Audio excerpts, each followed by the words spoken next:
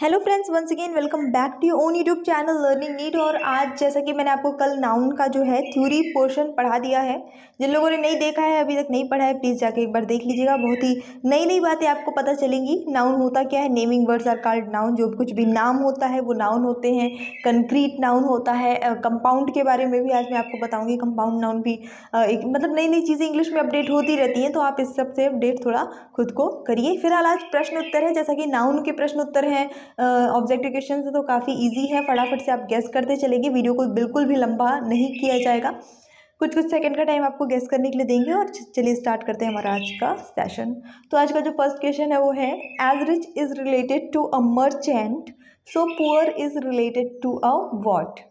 जैसे कि रिच मतलब होता है अमीर, जैसे कि अमीर को रिलेट किया जाता है मर्चेंट यानी किसी व्यापारी से, कि भाई जो व्यापारी होते हैं अमीर होते हैं। वैसे ही पुअर यानी कि गरीब को किस चीज़ से रिलेट किया जाएगा? पॉवर्टी यानी गरीबी, बेगर, स्लम्स, कंट्री।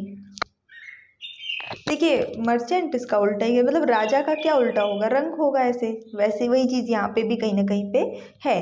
देखिए ये तो एक एडजेक्टिव या गरीबी हो जाता है। ठीक है, स्लम वो एरिया होते हैं जहाँ पे जैसे बड़े बड़े शहरों में रहते हैं, गली कूचों में बने रहते हैं छोटी छोटी झोपड़पट्टी टाइप वाला एरिया, वो। कंट्री मतलब देश। तो बचा आपका ऑप्शन नंबर बी, बेगर मतलब भिखारी। ठीक है।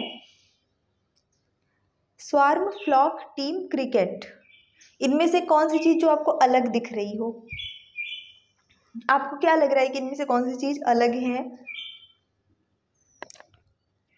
तो यहाँ पे देखिए सारे ही नाउन हैं, जितने भी हैं चारों शब्द पूरे ही नाउन हैं, लेकिन इनमें से क्रिकेट जो है ये एक तरह का प्रॉपर नाउन है, ये एक खेल का पर्टिकुलर नाम है। जबकि स्वार्म, फ्लॉक, टीम ये सभी कलेक्टिव नाउन के अंतर्गत आ जाते हैं। ये सारे कलेक्टिव नाउन है, तो अलग आपका ऑप्शन नंबर डी हो जाता है, cricket. Aladdin was a poor boy who lived in a village. Aladdin is what noun? आसान है, इतना लंबा सिर्फ वही सीटेट की तरह आपका टाइम वेस्ट करने के लिए लिखा गया है। सिंपली पूछा है कि अलादीन कैसा नाउन है, प्रॉपर है, कॉमन है, या इनमें से कोई नहीं। तो चलिए देख लेते हैं। यहाँ पे आपको पता ही है, कल मैंने बताया था, किसी का कोई नाम रख दिया गया है तो वो प्रॉपर नाउन हो जाता है। A blank of dogs was chasing a monkey. Chasing मतलब होता है पीछा करना। डॉग का तो आपको पता ही है, मंकी मतलब बंदर, ये भी आपको पता है। तो कलेक्टिव नाउन में मतलब कि जो कुत्तों का झुंड होता है उसे क्या कहा जाता है? कई सारे जब कुत्ते मिलकर किसी का पीछा करते हैं उसे क्या कहा जाता है? तो देखिए झुंड या ग्रुप के लिए भी अलग अलग जानवर के साथ अलग अलग शब्दों का प्रयोग कलेक्टिव नाउन में किया जाता है। इंस्टा पेज पे मैं शेयर करूँगी बहुत जल्दी आपको, है ना, तो वहाँ से आपको ये सारी चीज़ें मिल जाएंगी देखने के लिए। तो डॉग्स के लिए ग्रुप यूज़ किया जाता है, ठीक है, कुत्तों का समूह ये यूज़ होता है। ठीक है, हर्ड जो है बेसिकली भेड़ों वगैरह को, भेड़ बकरियों का जो समूह होता है वो हर्ड कहलाता है। हीप का मतलब होता है ढेर, कोई भी वस्तु है उसकी ढेर लगा हो तो उसको हीप कहते हैं। What will be common noun for Quran? Quran एक प्रॉपर नाउन है क्योंकि एक पर्टिकुलर किसी पुस्तक का नाम है, ठीक है, ये सबको पता है। अब इसके लिए हम कॉमन नाउन क्या यूज़ करेंगे? तो जैसा कि मैंने बोल ही दिया कि कुरान एक पुस्तक है एक तरह से, तो ऑप्शन नंबर ए आ जाएगा। बुक है, नदी नहीं है, नोटबुक नहीं है, ठीक है, एक पवित्र ग्रंथ है, पवित्र पुस्तक है माना जाता है। देखेंगे next question. Blank keeps diseases away. किससे? देखिए डिजीज मतलब बीमारी, कीप मतलब रखना, कीप्स मतलब रखता है, अवे मतलब दूर। क्या बीमारी को दूर रखता है?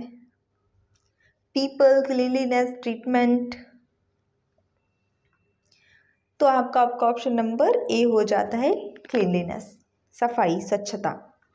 As hard is related to stone, जैसे कि कठोर को पत्थर से रिलेट किया जाता है, वैसे ही सॉफ्ट को इनमें से किससे रिलेट किया जाएगा? माउंटेन, क्विल्ट, फर, ग्रास। है ना थोड़े अलग प्रश्न नाउन में। बेसिकली आपके यही प्रश्न बनते हैं कि ये कौन सा नाउन है, वो कौन सा नाउन है, यही प्रश्न बनते हैं, या सिंगुलर प्लूरल के प्रश्न बनते हैं। लेकिन सिंगुलर प्लूरल का मैं आपको अलग से वीडियो प्रोवाइड कराऊंगी, इसलिए इसमें इंक्लूड नहीं किया है। तो यहाँ पे आपका ऑप्शन नंबर क्या हो जाएगा? फर हो जाएगा। फर वाले देखिए कंबल आते हैं, फर वाले कपड़े आते हैं, छोटे छोटे बच्चों के फर वाले बहुत सारी चीज़ें आती हैं पहनने के लिए ठंडियों में, तो वो सॉफ्ट होता है। और टेडी बियर भी बनता है फर से। अच्छा चलिए फटाफट से वीडियो को लाइक कर दीजिए। The blank of soldiers fought bravely in the battle. तो देखिए युद्ध में सोल्जर्स मतलब सिपाही, सैनिक। अब इन एक सिपाही नहीं लड़ा होगा ना, कई सारे लोगों ने मिलकर लड़ाई की, ये बात हो रही है। तो इनके ग्रुप को कलेक्टिव नाउन में क्या कहा जाता है वो ये बताना है। आर्मी, फ्लॉक, पैक और ज्यूरी।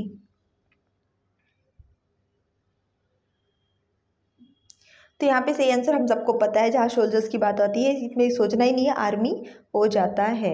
ज्यूरी क्या होता है? ज्यूरी अभी कुछ दिन पहले मैंने आपको बताया था जब कराया था क्वेश्चन, तो जिसमें जजों का, ठीक है, न्याय करने वालों का जो समूह होता है वो कहलाती है jury. Dining plus table, dining table एक वर्ड बन गया। अब ये डाइनिंग टेबल अपने आप में एक नाउन है, क्योंकि एक वस्तु का नाम है, कोई टेबल है, ठीक है, डाइनिंग टेबल है, यहाँ सब लोग बैठ के जो है खा पी रहे हैं। तो ये जो है एक नाउन है, लेकिन किस प्रकार का नाउन है ये आपको बताना है, फटाफट से बताइए। तो ये जो है कंपाउंड नाउन के अंतर्गत आ जाता है। अब देखिए एक नया वर्ड फिर मिल गया। कल हम लोगों ने इतना अपडेटेड चीज़ें पढ़ी, लेकिन फिर भी आपके लिए हर दिन कुछ नया मिलेगा क्लास, अगर आप रेगुलर देखेंगे तो। कंपाउंड उन्हें कहा जाता है, उन जो दो शब्दों से मिलके कोई नाउन बनता है तो कंपाउंड नाउन उन्हें कहा जाता है। अगर ऑप्शन में नहीं है तब तो आप जो कुछ भी आपके ऑप्शन में के अकॉर्डिंग रहेगा, क्योंकि कल मैंने बताया था कि कोई भी नाउन जरूरी नहीं कि एक ही प्रकार का हो, वो दो प्रकार का भी हो सकता है। लेकिन अगर कंपाउंड है तो बिल्कुल, क्योंकि ये कंपाउंड नाउन ही है, दो शब्दों से मिलकर बना है। A number of cattle is an example of what noun? None of them abstract proper. ये ऑप्शन मैंने थोड़ा ऊपर नीचे कर दिया है, ये लास्ट में होगा ये ऑप्शन। नंबर ऑफ कैटल यानी कि मतलब भर के काफ़ी अधिक संख्या में कैटल, ये प्रॉपर लिखा है। तो ये कौन सी, ये कोई नहीं है, इनमें से ये कोई नहीं है, क्योंकि इतना तो ये भाववाचक है ना, तो यहाँ कोई नाम दिया गया है कि उस कैटल का कोई पर्टिकुलर नाम हो, ये भी नहीं है, तो ये प्रॉपर भी नहीं होगा। तो इनमें से ये नन ऑफ देम हो जाता है। There are blank types of noun. कल कई प्रकार के मैंने आपको नाउन बताए, आज भी देखो बता रही हूँ कुछ अलग अलग, लेकिन अगर आपके एग्जाम में आता है ट्रेडिशनली आपको 5 ही लगाने हैं। क्यों? क्योंकि बाकी के जितने भी प्रकार के नाउन है, जैसे कि आपका कंक्रीट नाउन हो जाता है, तो जितने भी आपके कॉमन नाउन हैं, कुछ मटेरियल नाउन में मटेरियल नाउन में थोड़ा फ़र्क है, लेकिन वो भी उसके अंतर्गत आ जाते हैं, थोड़े थोड़े, सब नहीं लेकिन कुछ आ जाएंगे। एब्स्ट्रैक्ट नाउन कुछ कुछ आ जाता है, लेकिन वही चीज़ है कि थोड़ा थोड़ा डिफरेंस है। डिफरेंस क्या है वो मैंने आपको कल बताया हुआ था। 5 प्रकार ही लिखने हैं, जो भी चीज़ें हैं नहीं है ट्रेडिशनल 5 है, 5 ही लिखिएगा अगर परीक्षा में आता है तो, ठीक है। बाकी चीज़ें बदली हैं, आप जो अपडेटेड किताबें देखेंगे उसमें आपको चीज़ें बदली दिखेंगी। Blank nouns are the names given in common to all person, place, animals और things of the same kind. एक ही जैसे, एक ही जैसे, चाहे वो एनिमल हो, चाहे वो प्लेस हो, चाहे पर्सन हो, वस्तु हो, उनको कॉमनली हम जो नाम देते हैं वो क्या कहलाता है? तो वो कॉमन नाउन कहलाता है, सीधी सी बात है, जातिवाचक। जैसे हमने जगह के लिए कॉमन नाम यूज़ कर लिया कंट्री, अब वो कंट्री कोई भी हो सकती है। तो एक ही जैसी ये कई सारी जगहें हैं, वो सभी अपने आप में एक देश हैं, हमने ओवरऑल में यूज़ किया वर्ड कंट्री, ये सारी कंट्रीज़ हैं, तो ये कॉमन नाउन हो गया। कौन कौन सी कंट्री है, सबका नाम अलग है, किसी का इंडिया है, किसी का चाइना है, किसी का यूएसए है, जो कुछ भी है। As bold is referred to leopard, so timid is referred to what? Timid मतलब क्या होता है? बोल्ड वगैरह तो आपको पता है, हाँ, आजकल लोग कहते हैं ना कि वह बहुत बोल्ड है, ये है वो है, लेकिन टिमिड क्या होता है? क्योंकि आपको आंसर इसी में देना, अगर इसका आपको हिंदी बनता है तो आप इसका उत्तर दे लेंगे। डरपोक होता है, ठीक है, जो डरता है, डरपोक। ऑस्ट्रिच, शुतुरमुर्ग, लायन, शेर। शेर तो भाई डरपोक बिल्कुल नहीं होता है ना। एलिफेंट, हाथी, या फिर रैबिट, खरगोश। तो बिल्कुल सही उत्तर हो जाएगा आपका, रैबिट हो जाएगा। छोटा सा रहता है, प्यारा सा बेचारा, और सोचता है कि, डर जाता है कि कहीं कोई मुझे पकड़ न ले जाए, है ना। Quran is an example of, अभी हम थोड़ी देर पहले डिस्कस किया था हम लोगों ने, प्रॉपर नाउन है और इसका कॉमन नाउन होगा book. Princess is an example of what noun? Common, none of them proper. तो प्रिंसेस, लेकिन कौन सी प्रिंसेस, कहाँ की प्रिंसेस, क्या नाम है उनका कुछ नहीं पता, लेकिन प्रिंसेस प्रिंसेस बहुत होती हैं दुनिया में, मतलब अभी नहीं लेकिन पहले हुआ करती थी। तो ओवरऑल में ये कॉमन नाउन है, ये लगभग दुनिया की सभी प्रिंसेस को प्रिंसेस ही कहा जाता है।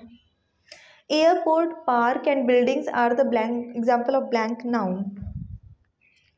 अगेन, जब तक एयरपोर्ट के सामने नाम नहीं लिखा हो कि फलाना एयरपोर्ट, पार्क के आगे जब तक नाम नहीं लिखा हो कि ये वाला पार्क, बिल्डिंग का कोई नाम नहीं दिया गया हो, तब तक ये कॉमन नाउन के ही अंतर्गत आएंगे। नाम देने के बाद ही ये प्रॉपर होंगे।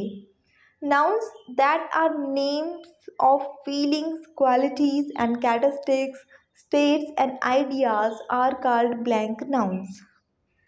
ऐसे नाउन जो किसी भी भावनाओं को, किसी भी विशेषता को, किसी भी क्या कह सकते हैं जो स्थिति को या किसी विचार को दर्शाते हैं, वो कहलाते हैं आपके भाववाचक संज्ञा यानी abstract noun. Nouns that are formed by joining two words together are called, अभी थोड़ी देर पहले समझाया था, दो शब्दों को जो ज्वाइन करके जो नया वर्ड बनता है, नया नाउन बनता है, वो कहलाता है compound. A blank of robbers looted the people of the village. Robber मतलब होता है डाकू, ठीक है।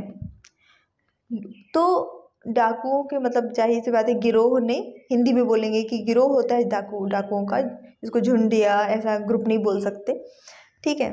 तो उन्होंने गांव के लोगों को लूटा। ज्यूरी कहेंगे, मॉब कहेंगे, हर्ड कहेंगे या फिर गैंग कहेंगे। तो हमेशा जितने भी गुनाह करने वाले होते हैं, जैसे कि वो चोर हों, चाहे वो लुटेरे हों, वो खूनी हों, डाकू हों, इन सब का जो समूह होगा वो हमेशा गैंग कहलाता है। ऑप्शन नंबर डी इसका सही आंसर हो जाएगा। We must show blank toward animals. हमें जानवरों के प्रति क्या प्रदर्शित करना चाहिए, यहाँ पे आपको एब्स्ट्रैक्ट नाउन का प्रयोग करना है, भाववाचक संज्ञा का। ऑनेस्टी, एक्शन, काइंडनेस या क्रूएलिटी। तो जानवरों के प्रति ईमानदारी प्रदर्शित करनी चाहिए, एक्शन यानी कोई प्रतिक्रिया देना, काम कुछ करना, या काइंडनेस यानी उदारता, ठीक है, दया भाव, या क्रूएल्टी यानी निर्दयता। तो जाहिर सी बात है हमें दया रखनी चाहिए भाई जानवरों के प्रति, तो काइंडनेस इसका सही आंसर हो जाएगा। तो अगर आपको आज का सेशन अच्छा लगा हो, चूँकि नाउन बहुत ही बेसिक टॉपिक है इसलिए जाहिर सी बात है आपके सारे क्वेश्चन सही ही होंगे। कमेंट एक बार ज़रूर करिएगा, बेसिक क्वेश्चन थे। पसंद आया तो please do not forget to like, share and subscribe.